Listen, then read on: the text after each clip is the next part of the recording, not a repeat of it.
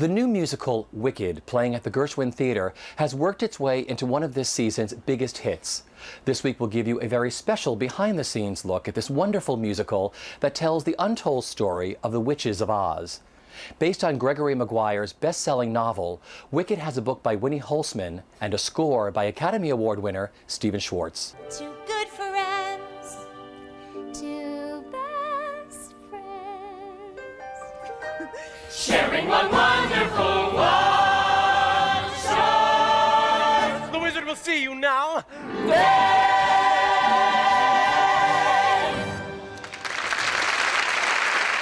It's got such a heart. It is so emotional. It's emotionally charged. You think it's just about two girls, you know, Glinda, the pretty blonde, and Elphaba, the little green problem, and suddenly they become very real people. And by the end, when their whole relationship has changed, if you have a dry eye, I'll be surprised. Really surprised. And I think kids, by kids I mean young teens, older teens, young people, really relate to somebody who is stigmatized for one thing or another and has to find a way through it. And see these kids who have seen the show 2, 3, 4, upwards times and are affected so deeply by it. There's a couple of songs I can't listen to because I have to go on next and they tear me up. And I'm, you know, I'm playing Betty Davis in almost anything. But I mean, it's a wonderful show. It's got everything in it.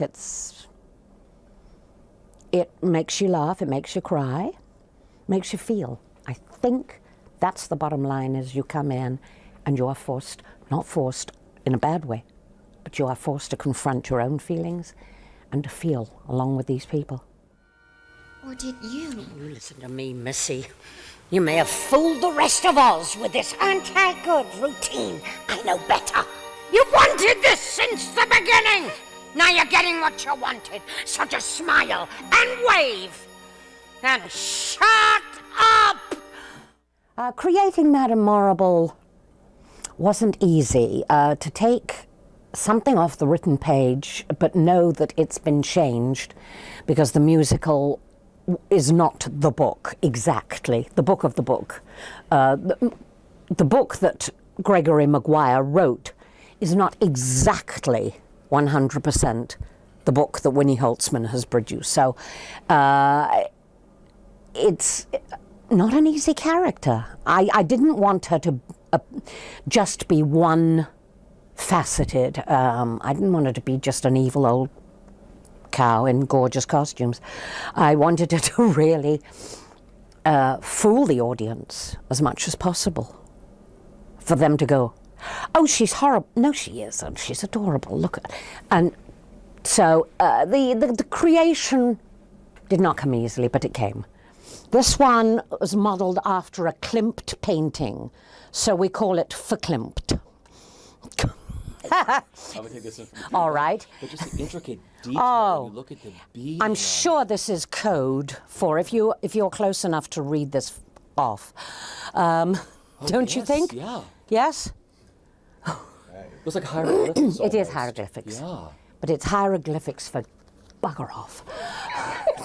And look at the front. That's great. Oh, that's the back. Beautiful. There's a wonderful little story I have. Have we got time for my little story? I'm in San Francisco, and I'm standing in the wings waiting to go on in this dress, and I'm thinking, I'm losing weight because this feels so lovely and light tonight. And I look down, and there is the sweatshirt that I'm wearing underneath. You can see my boots through it, my mic pack.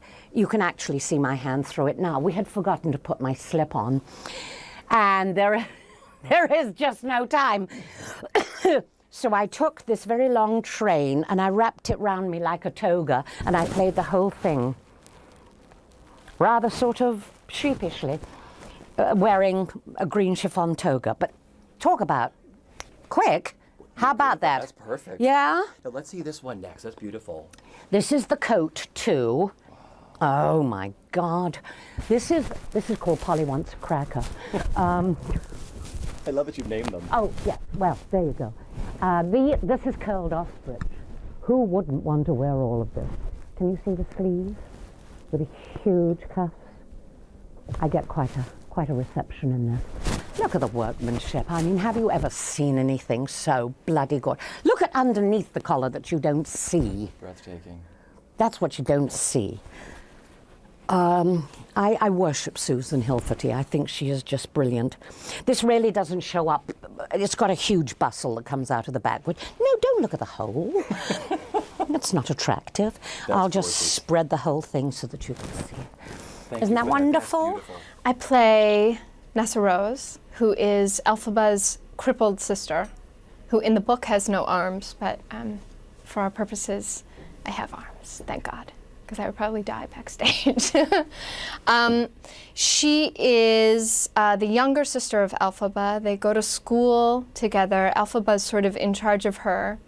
Nessarose is excited. It's her first time to sort of explore herself and be on her own and be as independent as she possibly can. She goes through a series of sort of, has her first date, goes to her first dance, and I personally think, starts to feel like a girl, and starts to feel her own self instead of being taken care of by her sister all the time. A few things happen, and her sister sort of ruins things for her at the dance, which kind of happens all the time to her. And she becomes a really, really bitter girl. Understandably, I think it's understandable. She's frustrated. Once again, her life sort of gets away from her. Her father dies. Her sister becomes sort of a fugitive that is hated by society, and she's connected to that. Her father dies. She has to become the governor of Munchkinland. And, once again, is not able to choose what she wants to do with her life. And consequently becomes pretty evil and manipulative, so that she can sort of get the life that she wants by enslaving the boy she went to the dance with, Bach, who she loves, and enslaving all of the other munchkins to go along with it because he's a munchkin. And she becomes the Wicked Witch of the East, basically, out of bitterness and frustration, I think. That means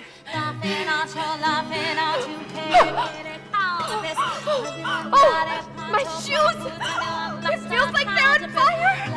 What have you done to my shoes?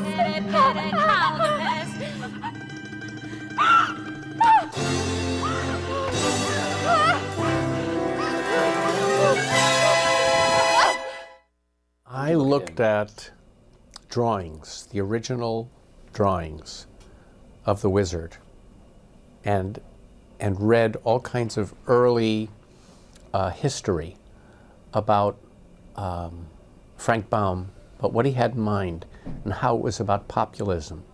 It was a piece about populism and the gold standard and the silver standard. The ruby slippers were really silver, and the yellow brick road, so it was gold and silver. Those were the tips.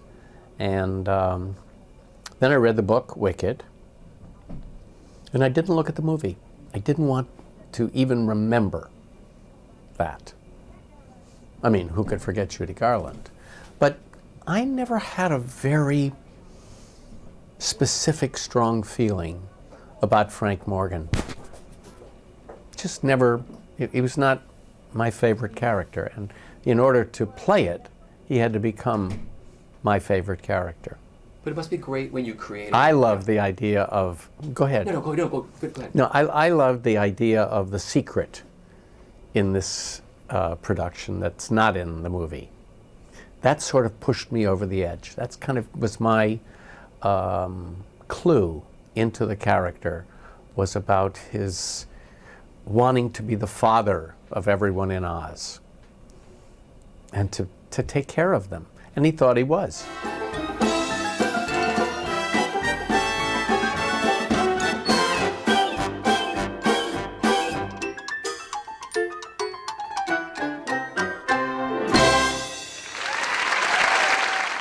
I think it is a very good story about things that people can identify with immediately, about being an outsider, about being selfish, about friendship, and about how it gets lost. And everybody loses in this play, and the audience cheers. I mean, they weep, but they've had an experience. They've seen. Something has changed in everybody because of this story. I'll show you what shoes to wear, how to fix that hair. Everything that really counts to be popular. I'll help you be popular. You'll hang with the right cohorts. You'll be good at sports. Know the slang you've got to know. So let's start, 'cause you've got an awfully long way to go. What I loved so much about the role was that she was really funny and kind of shallow, and the girl that we love to kind of go, oh, roll our eyes at, but you love her. And that's the trick with the part, is to play her not petulant, but, you know, it all comes from a real place. I mean, she gives Elphaba a makeover because that's her way of saying, you know, I love you and I want to be friends, which is sort of shallow but sweet in her way. And then why I really wanted to do the show was for the acting, and because Glinda has, I feel, one of the bigger transformations that we've seen from a music theater leading lady in a long time, because by the end it's really what she's been through that has made her good, and that's why I wanted to do the part. And because it's a story about two women and their friendship, and how women can treat each other, and how they can be kind of mean and then kind of great, and then forgive and move on, and then come back together. And that's what drew me to the piece, and it continues eight nights a week about the incredible feelings I have as I continue this show, and I'm still learning so much. I feel so blessed and lucky to get to do this part every night. With you and I, defying gravity, they'll never bring us down. Well, you know, I'm the type of performer that not one show is the same. First of all, I've been given a song that allows me to play a little bit somewhat. The song's popular, and sometimes things happen in my number and I am able to talk about it. And, you know, I think with the one thing that's happened with me is I've just got more confidence as the show has gone on. And so, therefore, she's gotten more confident, which makes it even more tragic, sort of, when she ends up alone without her best friend. So I think the confidence is there now, and also really finding what works, you know, what the audiences respond to. They love Glinda because they go, I know that girl. And then she's not at all what they thought at the end, so it's really great. Well, it's like Glinda gave Elphaba the hat. And she wears that pointed hat through the whole show. And there's one very poignant moment for me as an actress to look up at Elphaba in the duet that we sing in Act 2 called For Good. That's extremely emotional for me to sing every night. But she looks at Elphaba and she looks at her hat. She just touches her hat like, you're still wearing that hat, you know? I love that. It's been really fun getting to know her. I didn't know her before this process, and we've just had fun discovering these parts together. And, you know, we've become friends because we've been thrust into this process, and you do 8 shows a week, you become family. But I've become close with all of them. Carol Shelley and Joel Grey. Joel Grey has become like a second, you know, parent to me, and Carol Shelley. Norbert Butz is just amazing with our love interest, and so actually all of the people that I work with are very special to me. And I think when I leave someday, it's going to be really hard because, you know, with Charlie Brown there was only 6 of us, so we had our truly like brothers and sisters with our dysfunctions and all, and we all love each other to this day. We're very close, and I expect it'll be this way with Norbert and Carol and Joel and Idina, and it's just great. Because I knew you, I have been changed.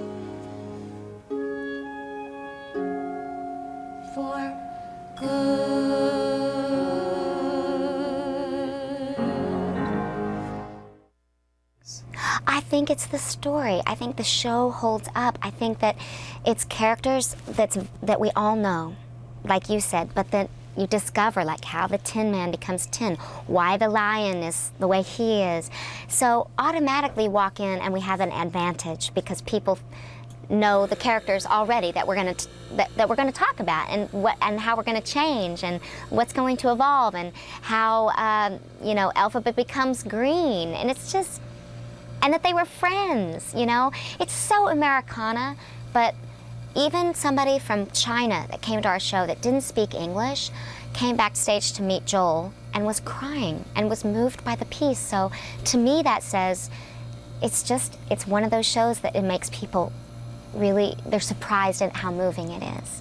And no matter what language you speak, it's going to touch you in some way. And you're going to be able to relate to some character, you know? To apply the green makeup, to do the entire thing, like a half hour now, we got it down. Used to take longer, but now with Joe, this is Joe, my the makeup designer for the show, and helps me, and he also helps me do the makeup every day. Perfect. It's Mac. And Joe, this was already made, the screen, right? We just got lucky. They didn't have to make a brand new color. And it's this pancake thing, and it's actually, you add water to it. We use these Japanese brushes. They're really soft. And he dips it in water, and then it's like we're watercoloring me. And it's light. It's not really, I think I've worn more makeup in other shows than I actually do with the green, or at least heavier. Well, I read the book, and I absolutely love the book, and I love the character in the book. I loved, you know, that she was this underdog, and that the twist on the entire character, and how the audience would come in with these ideas about her, and then I'd get to sort of turn that. And obviously working with Stephen Schwartz. Back then, I mean, you don't know what you're getting into, so you go with the collaboration and the creative team, and if you trust that and you're excited to work with those people, Joe Mantello and Winnie Holtzman, you gotta kind of just trust that they're gonna guide it in the right direction, because it's 2-3 years away from when I got involved. And just sort of enjoy the journey and the things you could learn from them, and actually not be as result-oriented, and know sometimes things aren't going to work. You're going to do a reading, and certain things are going to fall kind of short. But what I learned as an actress and as a musician with both of them was enough that if it never even made it to Broadway, it didn't matter. It was important for my evolution as a human being, I guess. No, it's great you say that, because I would think with the creation of a whole show out of town, I mean, things change on a day-to-day basis sometimes. I mean, even funding, how often you know if something is going to even make it to fruition? You don't know. So, and we had to I had to commit that I wouldn't do much else, like a TV show or another play. So, you really have to take a leap of faith and enjoy the process. And that's what's so great about new musicals. I mean, and originating a character is how they start to, they hire you, and then they start to, write things that fit you, uniquely you, and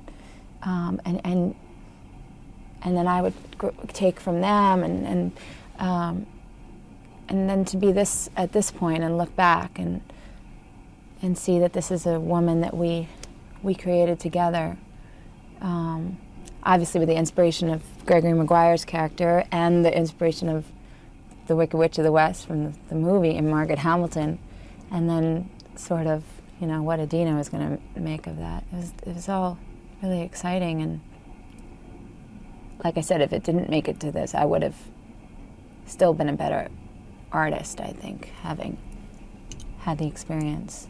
When people see me, they will scream for half of Oz's favorite team, the Wizard and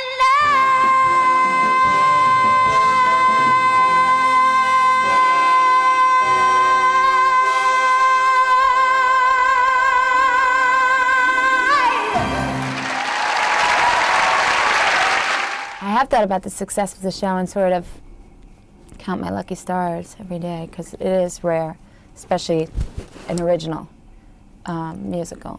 And I think it's the story. It's something that appeals to, all ages, which is rare. It's a smart enough, intelligent enough story for adults to get in there and have fun discovering and figuring out what's going to happen next. And then it's got and then for kids, obviously, it's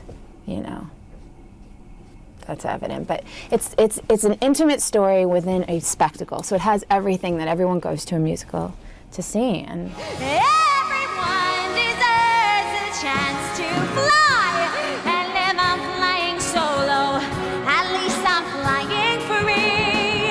To those who ground me, take a message back from me. You know what I found quite interesting? People coming to the theater know The Wizard of Oz, and they think they know all these characters, and no one would have ever rooted for the Wicked Witch of the West. Right. And then you come to this and you see this wonderful story, and you feel so much, because you figure out how this woman came the way she was, and you realize she's the one you root for. Yeah, well, obviously that's what I love about it.